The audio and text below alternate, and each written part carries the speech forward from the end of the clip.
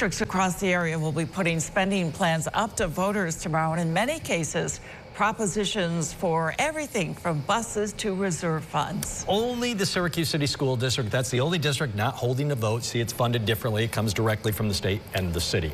But joining us now, East Syracuse Manoa School Superintendent Dr. Donna Desiato. Good to see you as always, Donna. Thanks for being here. Good to see both of you.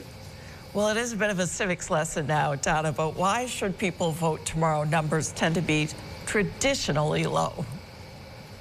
Well, first, I think we would want to begin by thanking our community, and certainly, I believe all school districts. We want to thank our communities for their support year-round, because that's really what's most important, is having the support of a community and engaging in a school district throughout the year. Tomorrow is an important day for every school district. Our country believes in an educated citizenry, so it exercises that belief by allowing our taxpayers to vote on the school district budget. In doing so, they can exercise their vote by visiting the polls tomorrow. I think it's an important part of citizenry. It's an important part of our democracy. But I think what matters most is that connectedness to our community throughout the school year, and hopefully the value that a strong school district brings to the community. Donna, the so-called 2% tax cap, that went into effect back in 2012.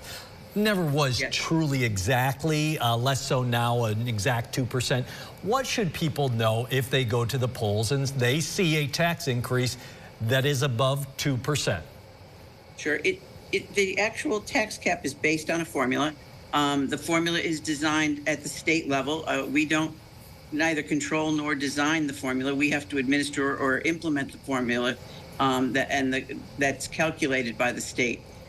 What's important to note is it keeps the taxes within a range.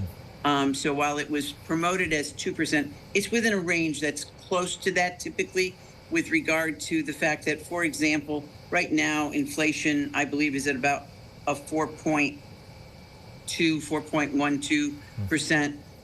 The tax cap will keep that range somewhere closer to a mid 2% in growth for the taxes for that particular district. But it's not an exact 2%. It usually calculates out to, it could be 2.5, 2.6, could be 3, but in other words, that's based on the calculation of staying within the tax cap related to the various factors in the formula. Excellent explanation. Now, in the ESM district, the increase in state aid from the new budget helping quite a bit. Where and how?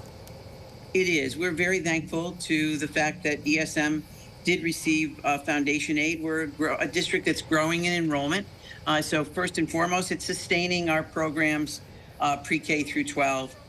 It's allowed us to hire and retain high quality staff, expand offerings such as aviation and computer science. But we also are receiving, in addition to the state aid that's coming in foundation aid, we're one of the 44 districts that's receiving over $3 million in mental health resources for the coming 3 years. We're one of the districts that you announced on Friday night, one of the 64 districts.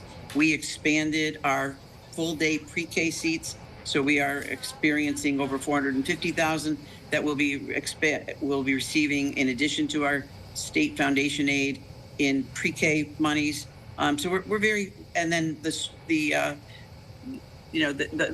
kinds of monies that we think are going to help us to continue to grow in this ever-changing world with regard to the rapid changes that we're making and preparing our students for the world they're living in and the world that they will continue to grow and develop and both work in and lead their families in and grow in the community together. Donna, I want to squeeze this one in. I'm going to give you about 30, 45 seconds. Not fair, but sure.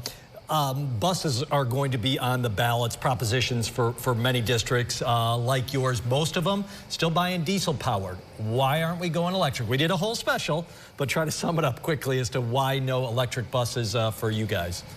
Absolutely. I thought the special that you did actually was excellent. It provided great information. Districts, certainly ESM and other districts, we want to be environmentally friendly in all that we do. We also then want to be good stewards of our resources. The types of buses that we currently are purchasing provide the adequate amounts of time, transportation, and the fuel that's needed to transport thousands of students across New York State every day throughout the year. Electric buses have still greater needs with regard to study in this type of climate. They have other areas as far as the length of the amount of time they can be on the road. There's so many factors that are contributing to school districts pushing a pause button and saying, not yet, because we want to use taxpayer dollars wisely. So the monies we receive are typically from state and local taxpayers. We want to use those dollars to get the greatest amount of resources that we can, but we want to also be able to sustain those resources. So I think you will see most districts pushing the pause button until we have more information in an area that's needed. And I just saw your piece with Rick Reagan. If AI is going to take a tremendous amount of electricity, all that electricity has to come from somewhere. And we're going to be having many industries competing for that electric power. So there's a lot to be yet studied, and I think that our elected officials will see that as they see the studies that all districts are doing in order to give them more information about what we may need to do to plan for the future. Always paying attention to everything. Dr. Donna Desiano, thank you for your time. Hopefully we'll see a strong voter turnout tomorrow on the school budgets. We hope so. Thanks, Don. We hope so.